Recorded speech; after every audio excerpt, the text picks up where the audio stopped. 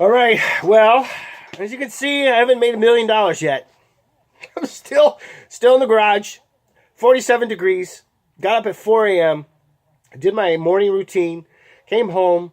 Uh, Mom went to school. Kids were here. Grandma came by, picked them up. So now I had time. I got all my shipments ready. They're ready to go to the post office. Get ready to take the scooter again, dude.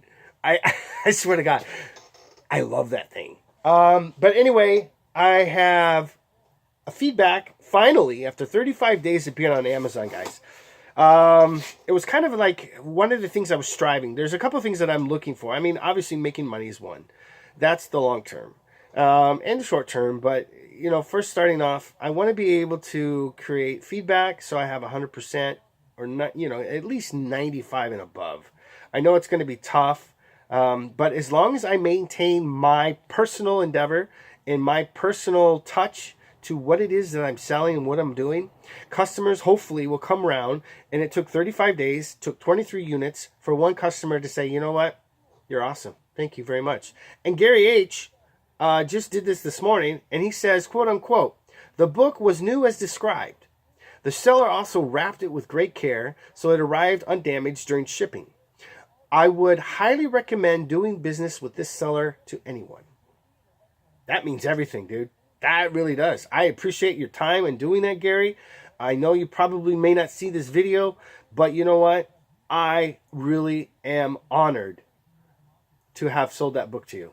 I don't know what book it was, but I hope it's a good book. I hope you enjoy it. I hope you can share whatever knowledge is coming from that book, because I'm assuring you this. When I sold you that book, I took a loss at that book. And that loss that I took was the cost of its current value. However, the value I receive from your review internally raises me up. The value that I receive from that review on the screen, on the platform of Amazon, is going to raise me up.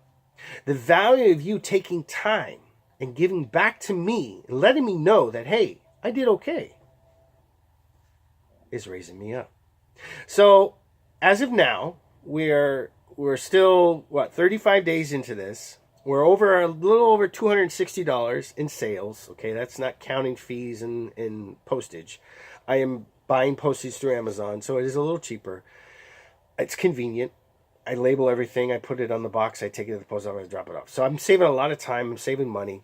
But I'm also taking a loss in some of the items because I want to be competitive. I have to be competitive. There's a thing that they're offering me right now. I'm in a trial basis where if I sell 50 items within a certain amount of time, I can get the Prime badge or logo under my name, and that will increase my sales because customers are looking for that particular entity within a seller. So I want to be able to take advantage of that. I'm already shipping items out for free.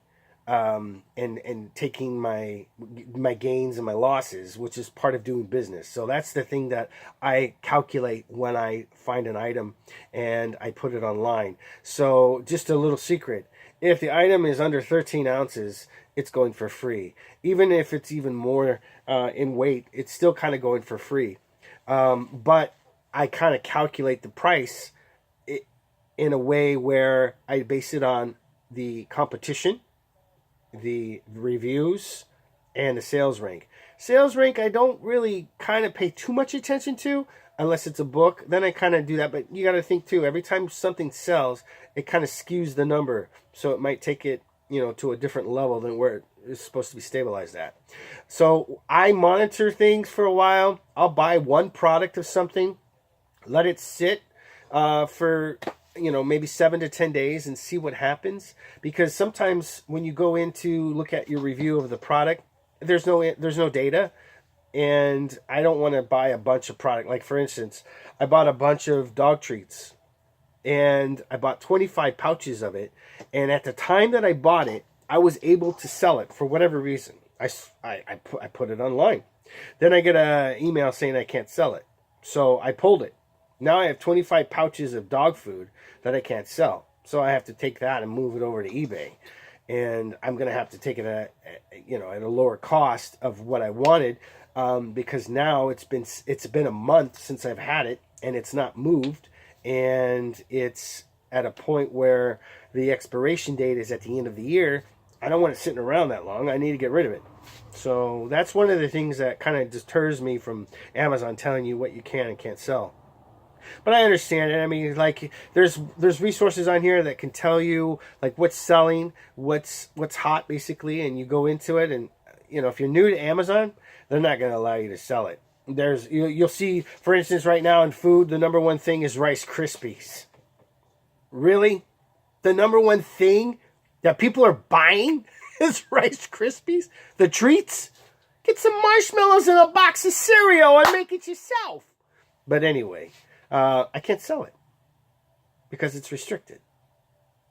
It's insane, But anyway, whatever. What are you gonna do? But I've made $260 in 35 days on something that I would have never made in sales alone, minus, like I said, the fees and the postage. So it is what it is. But we're starting to go, and there's a consistency, and I want to grow with this. I want to grow with Amazon. I know this has been something that I've been wanting to do for a long time. I was intimidated by it. I was scared. I still am hesitant in some areas, but I will come around once I get my momentum going and my feet are getting wetter every day that I get into this, and I'm researching. I take a minute out of every day. And not literally, but I take time out of every day and I research each little thing that I can find on Amazon and say, okay, how can I make myself better at what I'm doing? Now, I have concepts that I apply and they work. I'll share that with you once I get more data, but it's very competitive. Very competitive, guys. Don't give up. You got to think, you've got the product, for instance, you have a product that you got from a thrift store or from Walmart or wherever, and you're putting it online. Well, that product originated from somewhere. The chances are it came from overseas. And that guy took that design and created his own design because they don't have the laws that we have here. And he's selling the same thing. It might just be a little different, or it might be the same. Who knows? But he's going to sell it cheaper because he can make it cheaper. Well, you know what? Mr. Guy from overseas, guess what? Like today, for instance, I bought some products from Walmart.com, and they sent me the box of inventory, and I put them online. And I am selling them cheaper than the guy who made them because I want the reviews. I want this trial basis that Amazon has put me in. It says that I have to sell 50 units in a certain amount of time. By doing that, they're going to give me the Prime logo, the Prime badge under my seller account. And that's not only going to help me sell things, but it's going to put me in a better position financially in creating more revenue, obviously, because I'm going to be able to sell more with confidence of knowing that Amazon is saying, you know what, this guy is good at what he's doing, and we're backing him up with this Prime logo. I don't know. It sounds good. It sounds good to me. I'm sold. I'm halfway there, and we're 35 days into it. So I figure I'm going to give myself 2 more months. At the rate I'm going, I could be at the end of March. I should be qualified to have that done. I'm already doing what it is that they expect me to do in order to maintain that level of selling. It's not a big deal, but it does have potential. Now, I am taking losses along with some of the gains, but they're not huge losses. The gains are overriding some of the losses. And when I say that, I'm saying when I'm shipping these items out, the items are being shipped out at a lower cost, obviously by printing everything here from home, but they are coming out of my account, literally out of my pocket, because of the fact that I need to get them motivated, or not them, but get the situation motivated for myself to continuously be aggressive and get to that 50 unit mark that they are asking me to be at in order to be qualified for the Merchant Fulfillment Prime logo. Yes! So, hey, 47 degrees up in this mug and it's cold. That's the hustle, baby. You gotta love it. Yeah. So anyway, like and subscribe, guys. I appreciate your time, everything you do. We're still sitting at 37 subscribers. I don't care. I hope that at least anybody who's watching this, I encourage you to try this on your own. It's phenomenal. I want you to think of something before we go. I don't know if I've mentioned this already, but 197 million people a month shop on Amazon. Okay? In 2019 alone, they're projected to have $340 billion. Whoa. That's a lot of money. I wish I could just get a itty bitty little piece of that pie. Howdy ho, it's mine. So, just a little dab will do you. That's all you need, man. All right, so, I don't know. Say something, do something, hit the notification bell for a reminder to fill those eyeballs with some content. All right, guys, thanks for watching. The Hustle is Grind. Take care.